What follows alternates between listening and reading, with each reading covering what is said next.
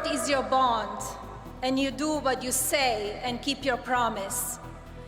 That you treat people with respect. They thought and showed me values and morals.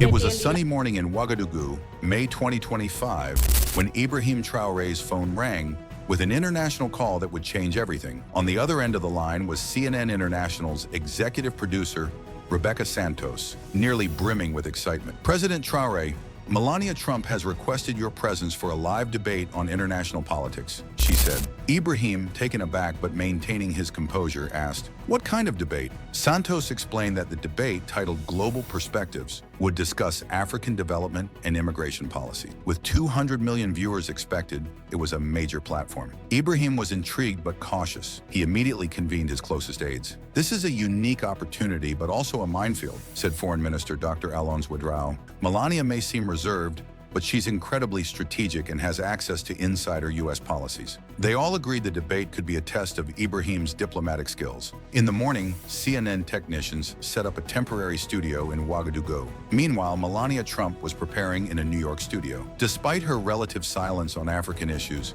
this debate seemed to signal a shift, and she had specifically requested Ibrahim. The debate began at 3 p.m. local time. Anderson Cooper, the main presenter, introduced both leaders. "Mrs. Trump, why did you specifically request to speak with President Traoré?" Melania replied smoothly, "I've been watching the political changes in West Africa. President Traoré represents a new generation of African leaders, and I believe it's important to understand his true intentions for the continent." Ibrahim, calm and poised, responded, "My intentions have been transparent. I want to transform Burkina Faso into a beacon of sustainable development, democracy, and African sovereignty." Melania, her words carefully chosen, asked, "Does that include rejecting partnerships with developed countries who have the resources to help?" Ibrahim responded, "Help is a word that needs to be defined carefully. Burkina Faso seeks equal partnerships, not paternalism." The tension in the air was palpable. Melania pressed, "How can a country with limited infrastructure and resources be an equal partner to developed economies?"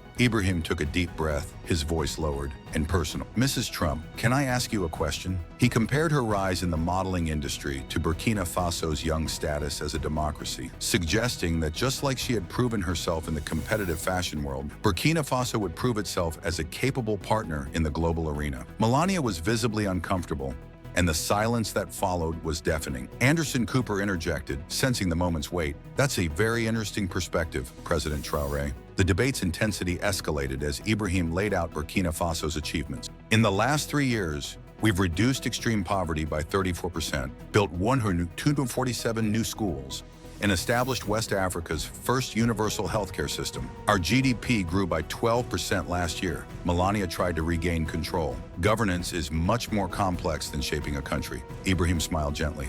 "True, governance requires substance, not just appearances, not just pretty pictures, but tangible results for the people." This subtle jab at Melania's lack of political experience was a turning point. How can anyone with no elected political experience question the competence of a democratically elected president who has a proven track record? Melania's shock was evident. The silence hung in the air. Social media exploded, with memes and viral clips circulating globally. The hashtag Traoré destroy Melania trended within minutes. In Ouagadougou, Ibrahim's team was elated as the feedback was overwhelmingly positive. "Africans are celebrating in the streets," Yakuba Sawadogo, his communications advisor, said. The debate had surpassed political conversation. It was a cultural symbol of Africa, asserting its voice and place in global diplomacy. In New York, Melania Trump was visibly shaken. "I completely underestimated this man," she admitted privately, realizing her miscalculation. Back in Washington, President Trump remained quiet. "Maybe it's time to reassess our approach to Africa," he muttered to his aides. 3 months later, Melania called Ibrahim to apologize for the tone of the debate and asked if she could visit Burkina Faso. Ibrahim, calm as always, agreed. Her 3-day visit included meetings with local students and public praise for Burkina Faso's progress. She publicly acknowledged her previous misconceptions and expressed respect for Ibrahim's leadership. The fallout from the debate reshaped global diplomacy. Ibrahim's reputation grew exponentially, with invitations for state visits, economic partnerships, and leadership roles at global forums like Davos. The debate was studied at universities as an example of effective diplomacy from the global south. A year after the debate, Ibrahim had transformed Burkina Faso into one of the world's fastest-growing economies. His leadership style, firm yet diplomatic, became a model for a new generation of African leaders. Walking through the gardens of the presidential palace, Ibrahim reflected on his journey. "You've changed more than Burkina Faso," said his wife Ajara, joining him. "You've changed how the world sees Africa." Ibrahim smiled. "I haven't changed at all. I've only shown the world who we've always been."